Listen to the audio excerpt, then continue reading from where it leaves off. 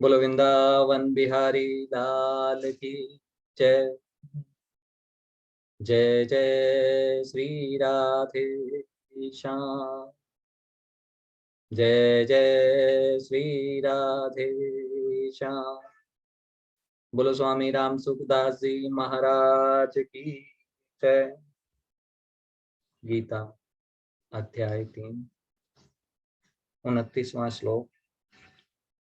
प्रकृतिजन्य गुणों से उत्पन्न हुए मोहित हुए अज्ञानी मनुष्य गुणों और कर्म में आसक्त रहते हैं और उन पूर्णता न समझने वाले मंद बुद्धि अज्ञानियों को पूर्णतः जानने वाला ज्ञानी मनुष्य विचलित न करे।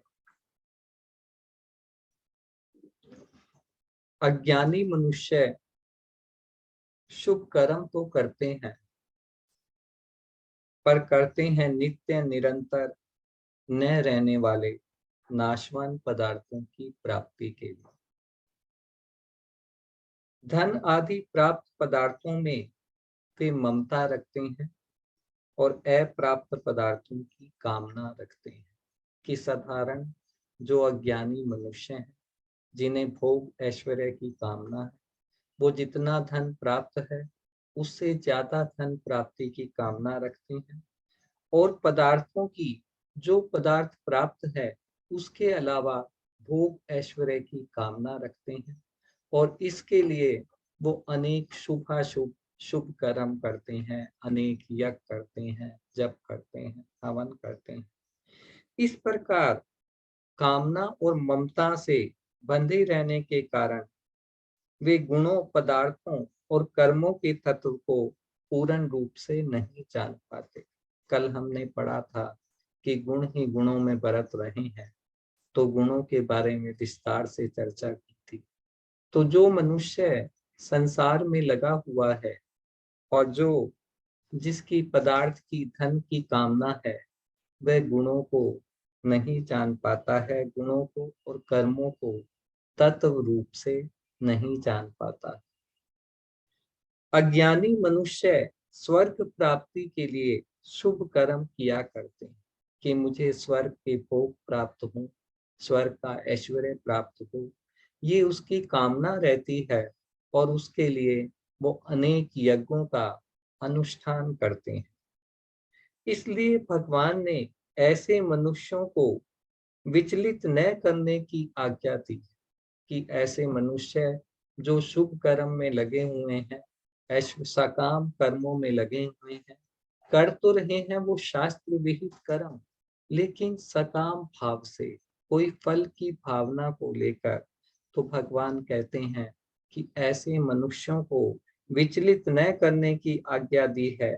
अर्थात वे कहते हैं, हे विद्वानी, हे महापुरुषों, अपने संकेत से, वचन से और क्रिया से कोई ऐसी बात प्रकट न करें जिससे उन सकाम पुरुषों की शास्त्र विहित शुभ कर्मों में अश्रद्धा या अविश्वास या अरुचि पैदा हो जाए।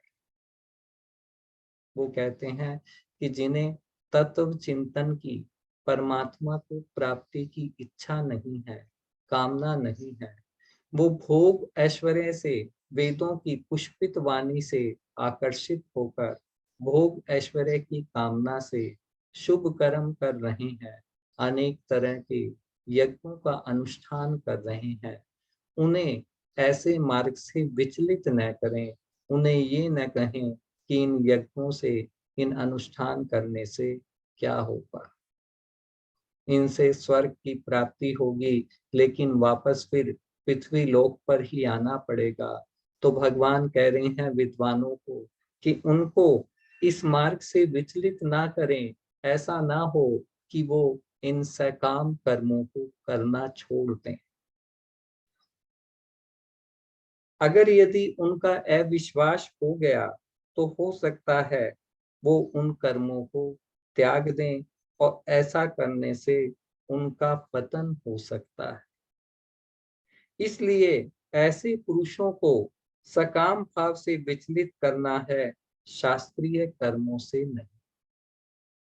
कि उन्हें आसक्ति से, कामना से विचलित करना है। ये नहीं कहना है कि आप ये कर्म ही न करें, क्योंकि अगर यदि वो शास्त्र विहित कर्म नहीं करेंगे, वो यज्ञों का अनुष्ठान नहीं करेंगे, तो वो शास्त्र निषिद्ध कर्म करेंगे और फिर उनके पतन होने की संभावना रहे। तो जिस स्थिति में है वो उस स्थिति से भी गिर जाएंगे।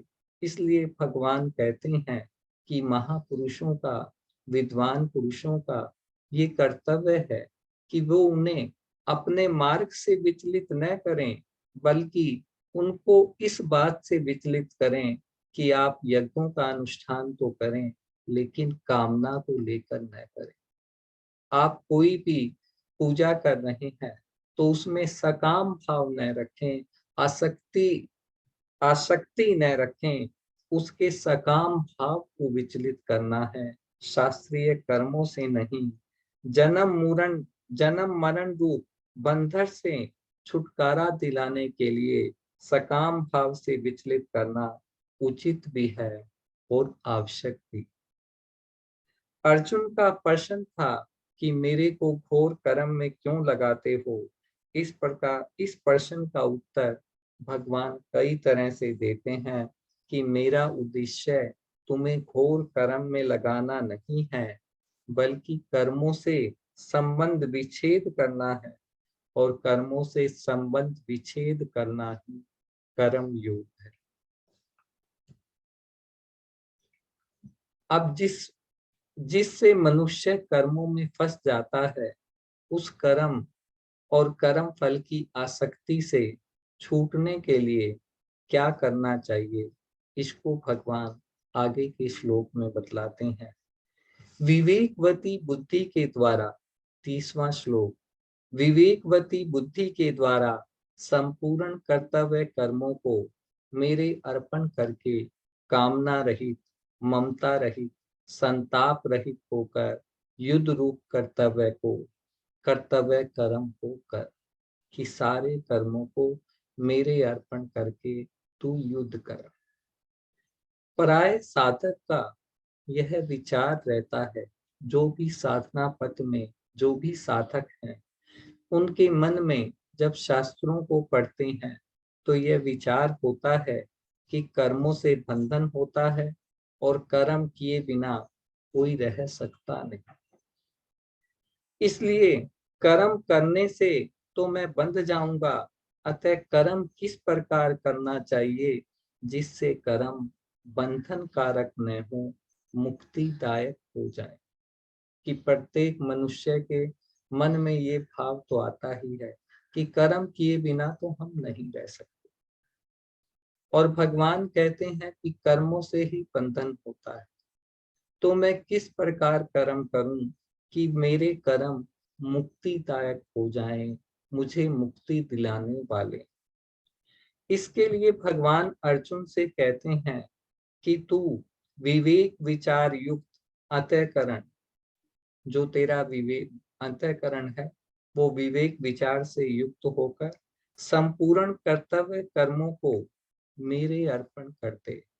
तू सारे कर्मों को मेरे अर्पण कर दे, मतलब उन कर्मों में कोई आसक्ति न रख, कोई फल की इच्छा न रख कर, और अपना कोई संबंध मत मान, कर्ता मत बन कि ये कर्म मैं कर रहा हूँ, तू कर्म कर और कर्मों को मेरे अर्पण कर दे।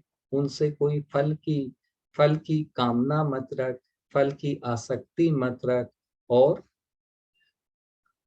आसक्ति को त्याग दे, कर्तापन भाव को भी त्याग दे कि ये कर्म मैं कर रहा हूं।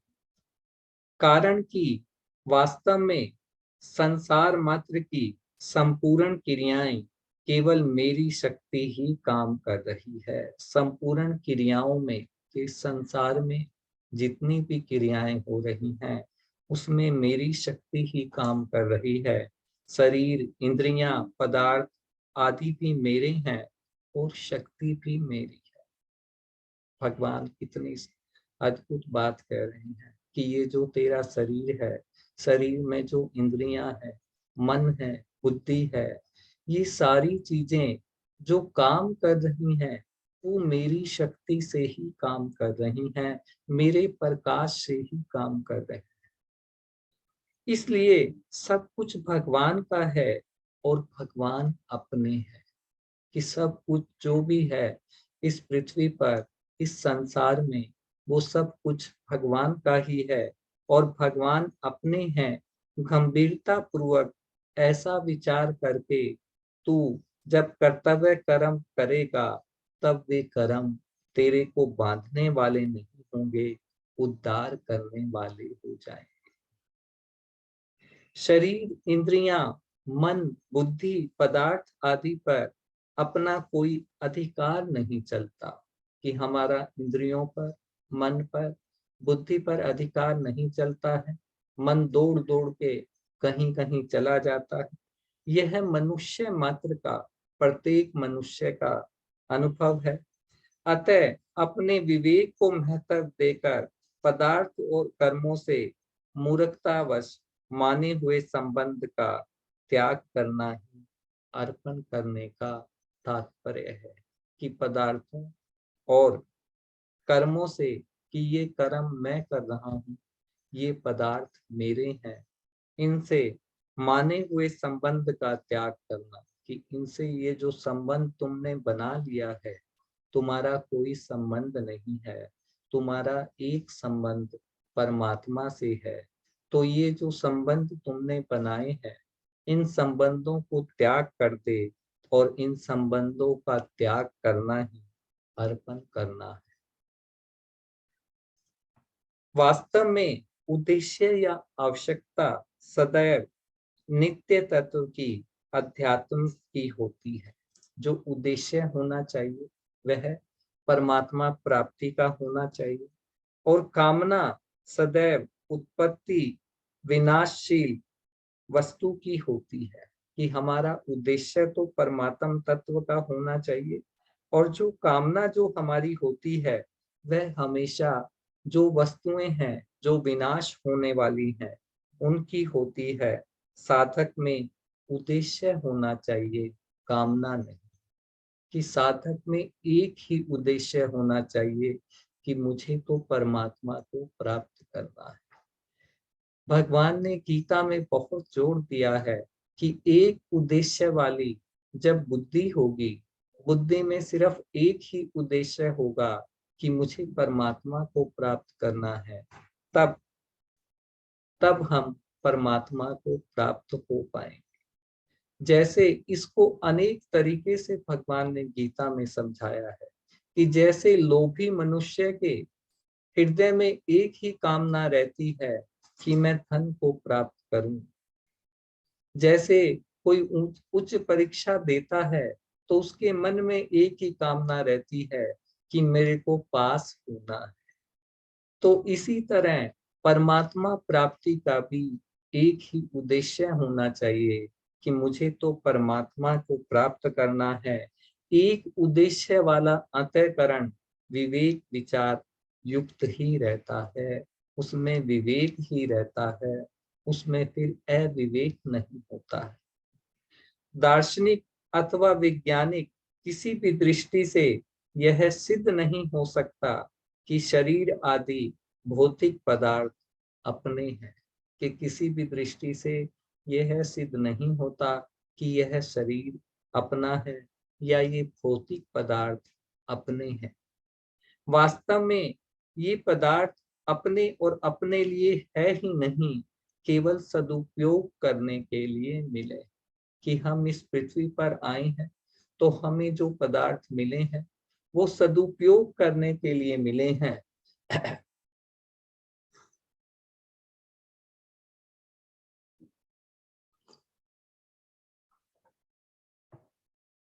उनसे हमारा कोई संबंध नहीं है। अपने न होने के कारण इन पे हमारा कोई अधिकार भी नहीं है। क्योंकि ये पदार्थ हमें संसार में आने के बाद मिले हैं और ये पदार्थ हमें संसार से मिले हैं और जब हम जाएंगे ये पदार्थ यहीं रह जाएंगे। संसार मात्र परमात्मा का है, परंतु जीव भूल से परमात्मा की वस्तु को अपना मान लेता है और इसलिए बंधन में पड़ जाता है।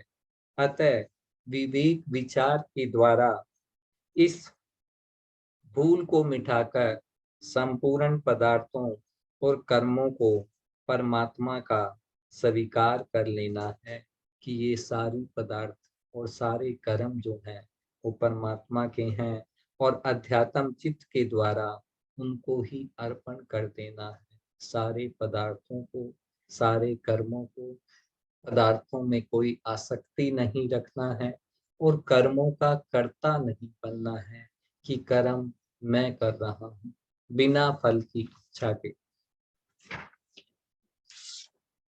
अर्पण संबंधी विशेष बात है कि कर्मों को चाहे संसार के अर्पण कर दे, चाहे प्रकृति के अर्पण कर दे और चाहे भगवान के अर्पण कर दे, तीनों का एक ही नतीजा होगा, क्योंकि संसार प्रकृति का कार्य है और भगवान प्रकृति के स्वामी है।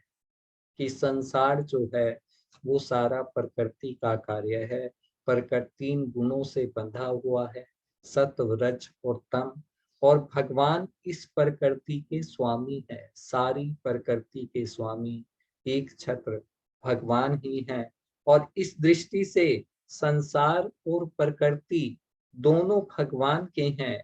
अतः मैं भगवान का हूँ और मेरी कहलाने वाली वस्तुएं भगवान की हैं। इस प्रकार सब कुछ भगवान के अर्पण कर देना चाहिए, अर्थात अपनी ममता हटा देनी चाहिए। ऐसा करने के बाद फिर साधक को संसार या भगवान से कुछ भी चाहना नहीं पड़ता। ना तो भगवान से ना संसार से कुछ भी चाहना नहीं पड़ता, क्योंकि जो उसे चाहिए उसकी व्यवस्था भगवान स्वतः करते हैं। कि जब हम सारी वस्तुओं को, सब चीजों को, सब कर्मों को भगवान के अर्पण कर देंगे तो जो हमें चाहिए उसकी व्यवस्था भगवान को स्वयं करनी पड़ती है। अर्पण करने के बाद फिर शरीर आदि पदार्थ अपने प्रतीत नहीं होने चाहिए। कि अर्पण हमने भाव कर लिया तो ये शरीर मेरा है, ये कर्म मैं कर रहा हूँ, तो वो अर्पण करना नहीं हुआ। यही बात स्वामी जी विस्तार से कह रहे हैं कि शरीर आदि पदार्थ अपने प्रतीत नहीं होने चाहिए। यदि अपने प्रतीत होते हैं तो वास्तव में अर्पण हुआ ही नहीं है। इसलिए भगवान ने विवेक विचार युक्त चित्त से अर्पण करने के लिए कहा है कि विवेक से, विचार से संपूर्ण क्रियाओं को तू मेरे अर्पण कर दे, जिससे यह वास्तविकता ठीक तरह से समझ में आ जाए कि ये पदार्थ भगवान के ही हैं, अपने हैं ही नहीं। भगवान की अर्पण की बात ऐसी विलक्षण है कि किसी तरह से उकताकर भी अर्पण किया जाए तो भी लाभ ही लाभ है। कि यदि उकताकर भी मनुष्य सभी पदार्थों को भगवान के अर्पण कर दे तो भी लाभ ही लाभ है। कारण कि कर्म और वस्तुएं अपनी है ही नहीं। कर्मों को करने के बाद भी उनका अर्पण किया जा सकता है, पर वास्तविक अर्पण पदार्थों और कर्मों से संबंध विच्छेद होने पर ही होता है। कि वास्तविक अर्पण तभी होता है जब हमारा कर्मों के हम कर्ता न रहे और पदार्थों में हमारी आसक्ति न रहे। पदार्थों और कर्मों से संबंध तभी होता है, संबंध विच्छेद तभी होता है जब यह बात ठीक ठीक से अनुभव में आ जाए कि शरीर आदि उपकरण सांसारिक पदार्थ की करण शरीर आदि उपकरण सांसारिक पदार्थ और कर्म और समय ये सब भगवान के ही है। कि शरीर जिसके द्वारा हम कार्य करते हैं उसे करण कहा जाता है और संसारिक पदार्थ जो हैं, जो उस कर्म को करने में सहायता करते हैं, जिन पदार्थों की सहायता से हम कर्म करते हैं, उन्हें उपकरण कहते हैं। और ये सब भगवान के ही हैं।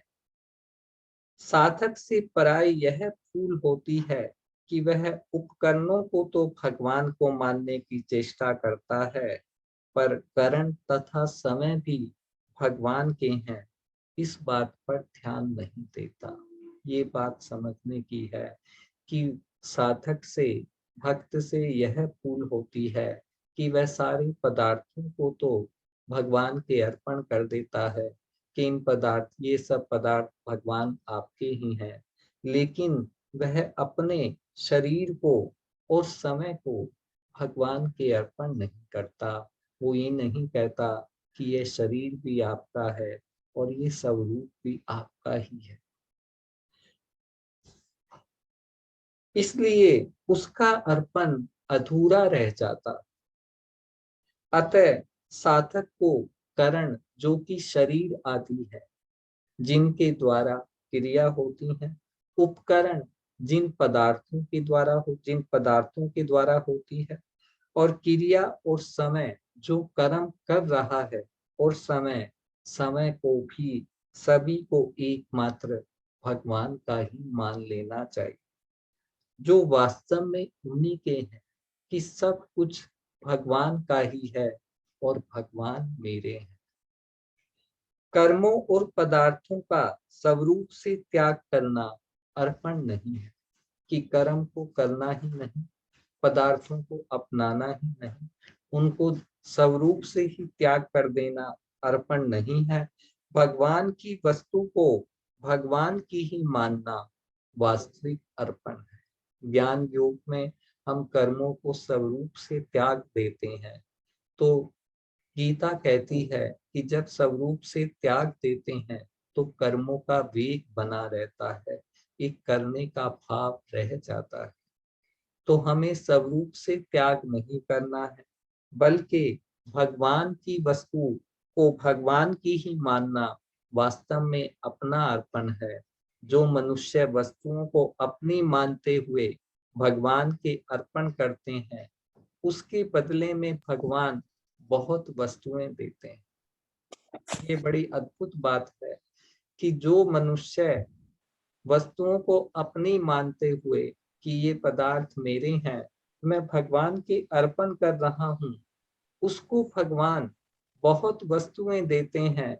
बोले जैसे पृथ्वी में जितने बीज बोए जाएं, उससे कई गुना अधिक पृथ्वी अन्न देती है, पर जो कई गुना मिलने पर भी वह सीमित ही मिलता है। परंतु जो वस्तुओं को अपनी न मानकर भगवान की ही मानते हुए भगवान के अर्पण करता है, भगवान उसे अपने आप को दे देते हैं और ऋणी भी हो जाते हैं। कितनी अद्भुत बात है कि जब हम वस्तुओं को अपनी मानते हुए भगवान के अर्पण करते हैं, तो भगवान हमें डबल ट्रिपल वस्तुएं दे देते हैं। लेकिन जब हम अपनी न मानकर भगवान की ही मानते हुए कि ये सारी वस्तुएं, ये मेरा शरीर, ये मेरा अंतःकरण प्रभु आपका ही है, सारी उनकी मानते हुए ही भगवान के अर्पण कर देते हैं, तो भगवान अपने आप को दे देते हैं और ऋणी हो जाते हैं। तात्पर्य है कि वस्तुओं को अपनी मानकर देने से, अंतःकरण में वस्तुओं का महत्व होने से, उस वस्तु का मूल्य वस्तु में ही मिलता है।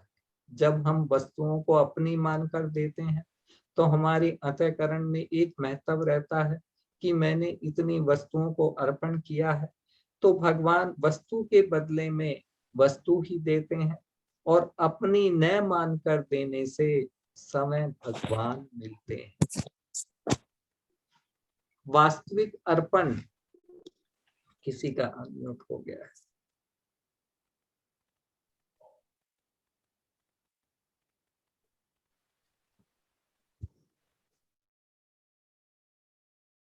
वास्तविक अर्पण से भगवान अत्यंत प्रसन्न होते हैं। और इसका अर्थ यह है कि अर्पण करने से भगवान को कोई सहायता मिलती है, यह नहीं है। इसका अर्थ यह न ले लें कि अर्पण करने से भगवान को कोई सहायता मिलती है, भगवान को पदार्थ मिलते हैं, परंतु अर्पण करने वाला कर्म बंधन से मुक्त हो जाता है। और इसी में भगवान की प्रसन्नता है। जैसे एक छोटा सा उदाहरण दिया है स्वामी जी ने कि जैसे छोटा सा बालक आंगन में पड़ी हुई चाबी पिताजी को सौंप देता है तो पिताजी बहुत प्रसन्न हो जाते हैं। आंगन में कोई चाबी छूट गई है, वह बालक उसे याद दिलाकर पिता को देता है तो पिता बहुत प्रसन्न हो जाते हैं। जबकि छोटा बालक भी पिताजी का है, आंगन भी पिताजी का है और चाबी भी पिताजी की है, पर वास्तव में चाबी के मिलने से नहीं, पिताजी जो प्रसन्न होते हैं वह चाबी के मिलने से नहीं, बल्कि बालक का देने का भाव देखकर बहुत प्रसन्न होते हैं कि कितना बड़ा काम किया है। उसका देने का जो भाव है उससे बहुत प्रसन्न होते हैं। इसी प्रकार संपूर्ण पदार्थ, शरीर तथा शरीरी आत्मा समय भगवान के ही हैं। अतः उन पर से अपनापन हटाने और उन्हें भगवान को अर्पण करने का भाव देखकर वे भगवान प्रसन्न हो जाते हैं और वो बदले में अपने आप को दे देते हैं और ऋणी हो जाते हैं। बोलो वृंदावन बिहारी लाल की जय। जय जय श्री राधे श्याम, जय जय श्री राधे श्याम। बोलो स्वामी राम सुखदास जी महाराज की जय।